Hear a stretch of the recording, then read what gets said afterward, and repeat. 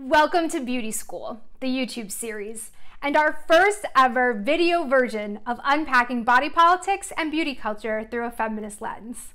My name is Melissa A. Fabello, and today we'll be talking about my stomach. Kind of. My stomach and I have a complicated relationship.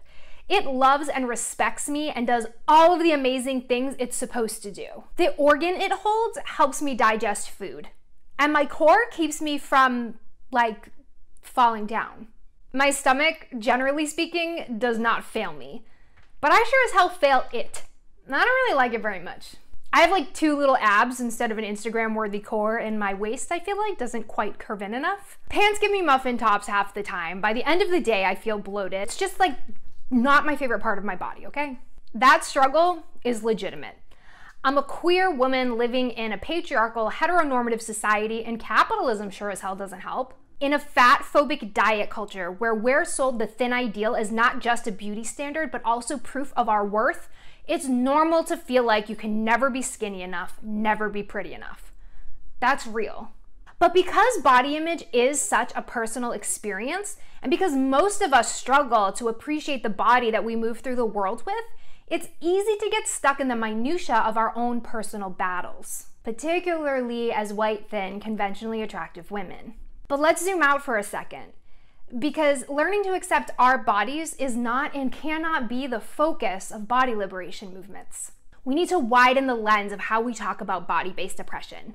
Because while, yeah, my hatred of my stomach is totally the result of some fucked up shit, when I focus on that experience, I leave out a lot.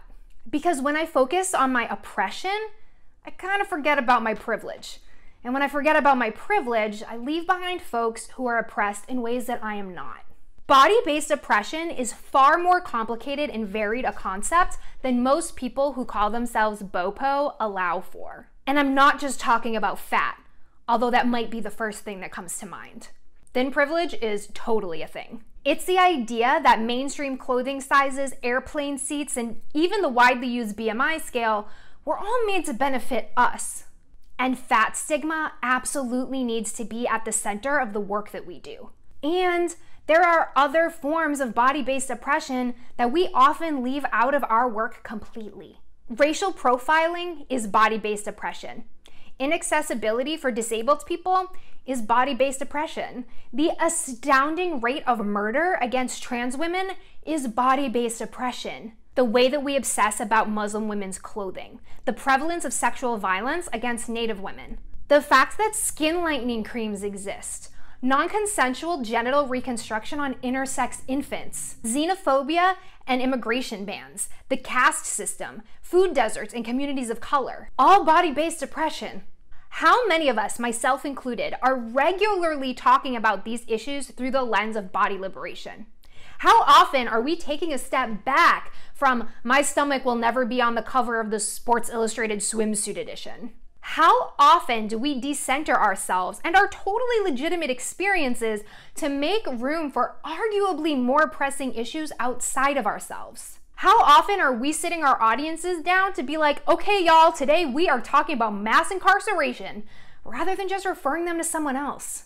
Body liberation is not about feeling good in your skin, although yes, that will be a side effect. Body liberation means tearing down all systems of oppression by drawing attention to them and making people uncomfortable with how often we ignore them. So here's a challenge. Everyone watching this, especially if you fall into the categories of thin, white, and pretty, choose one issue, just one, related to body-based oppression that you don't usually talk about.